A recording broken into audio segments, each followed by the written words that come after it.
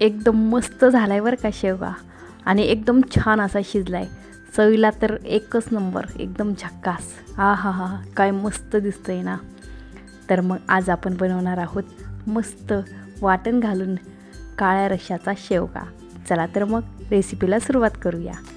आणि त्यासाठी इथे आपण काही साहित्य घेतलेलं आहे आणि त्यामध्ये आपण शेवग्याच्या शेंगा अशा बारीक कट करून घेतलेल्या आहेत। आणि इथे एक गोष्ट लक्षात घ्यायची आहे, याची आपण सालं काढायची आहेत।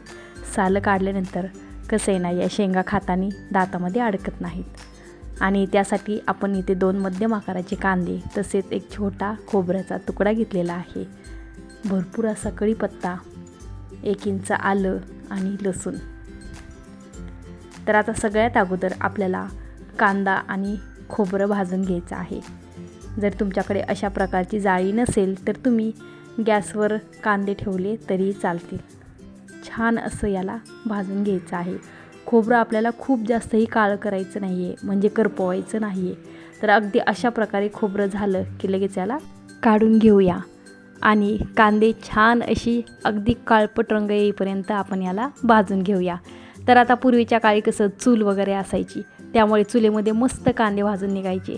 पण आता चूल ही प्रथाच बंद झालेली, त्यामुळे आपण गॅसवरच याला छान असं भाजून घेतले। तर दोन्ही कांदे खूप छान असे भाजून झालेले आहेत। तर याचं ना वाटण इतकं मस्त तयार होतं ना, आणि भाजीला जो काही रंग असतो ना तोही खूप छान असा येतो। त्यामुळे कांदा भाजून घालायचा आहे। तर कांदा भाजून झालेला आहे, तुम्हीही बघू शकता, खूप छान कांदा भाजला गेला आहे। तर याला आता आपण थंड करून घ्यायचे आणि मग मिक्सरच्या भांड्यामध्ये बारीक करून घ्यायचं। तर जे आपण भाजून घेतलेलं खोबरं होतं ते आपण बारीक कट करून घेतले, म्हणजे एकदम छोटे छोटे याचे तुकडे करून घेतलेले आहेत, स्लाईस करून घेतल्यात। आणि हा कांदा पण आपण चुरून घेतला आहे। तर हा कांदा, खोबरं, आलं, लसूण हे सर्व आपण मिक्सरमध्ये एकदम बारीक असं वाटून घ्यायचं आहे।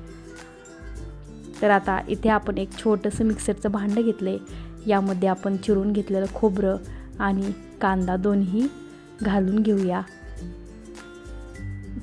त्यातच आपण जे आलं घेतलेलं होतं तेही घालायचं आहे आणि आपण सोलून घेतलेल्या लसूण पाकळी घालायच्या, भरपूर अशी कोथिंबीर, थोडंसं मीठ घालून याला छानसं वाटून घेऊ। तर आता सर्व मिश्रण आपण वाटून घेतले, यामध्येच आपण अगदी थोडंसं पाणी घालून पुन्हा एकदा याला बारीक वाटून घेऊया। तर खूप छान पद्धतीने एकदम परफेक्ट असं आपलं वाटण बनून तयार आहे। इथेच कढईमध्ये आपण 3 चमचे तेल घातलेलं आहे आणि त्यामध्येच 1 चमचा मोहरी घातलेली आहे। तुम्हाला हवं असेल तर तुम्ही यामध्ये जिरंही घालू शकता।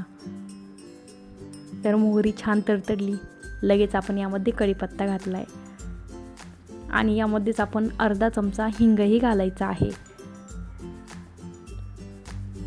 आणि आता आपण जे वाटण तयार केलेलं होतं हे सर्व वाटण यामध्ये घालायचं आहे। आणि जे भांड्याला राहिलेलं वाटण आहे तेही आपण सगळं काढून घेऊया। आणि याच भांड्यामध्ये आपण पाणी घ्यायचं आहे, म्हणजे जे काही राहिलेलं वाटण असेल तेही आपलं भाजीसाठी आपल्याला वापरता येईल। तर अगदी याला तेल सुटेपर्यंत खूप छान असं परतून घ्यायचं आहे, म्हणजेच यातील जो काही कच्चेपणा आहे तो सर्व निघून जाईल।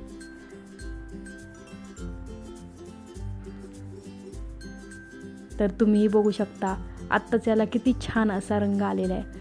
तर यामध्येच आपण 1 चमचा गरम मसाला घातला आहे, 1 चमचा कांदा लसूण मसाला, तसेच 1 चमचा एव्हरेस्ट मीठ मसाला आणि 1 चमचा बॅडगी मिरची पावडर घातलेली आहे। तर बॅडगी मिरची पावडर घातल्यामुळे भाजीला खूप छान असा रंग येतो, म्हणजेच तरी येते। तर छान असं याला तेल सुटलेलं आहे आणि एकदम छान अशी आपली फोडणी बसलेली आहे। आणि आता यामध्येच आपण अर्धा चमचा मीठ घालूया। तर सुरुवातीलाच आपण वाटण तयार करताना मीठ घातलेलं होतं, त्यामुळे फोडणीमध्ये मीठ घालताना थोडंसं जपूनच घालायचं बरं का। तर आता यामध्ये आपण चिरून घेतलेला शेवगा घालून, म्हणजे शेवग्याच्या शेंगा घालून याला एकदम छान असं परतून घेऊया। अगदी 2 मिनिट याला हलक्या हाताने परतून घ्यायचं, म्हणजे हा सर्व मसाला त्याला लागेल। आणि आता इथे आपण साधारणतः 2 चमचे तूर डाळ घेतलेली होती, ती स्वच्छ पाण्याने धुवून घेतली आणि आपण भाजीसाठी ही डाळ वापरणार आहोत. तुम्हाला हवं असेल तर तुम्ही हरभऱ्याची डाळही वापरू शकता, तीसुद्धा खूप छान भाजीमध्ये लागते. तर आता आपण ज्या मिक्सरच्या भांड्यामध्ये वाटण बारीक केलेलं होतं, अगदी त्याच भांड्यामध्ये आपण 1 ते 1.5 ग्लास पाणी घेऊन आपण भाजीसाठी वापरलेलं आहे.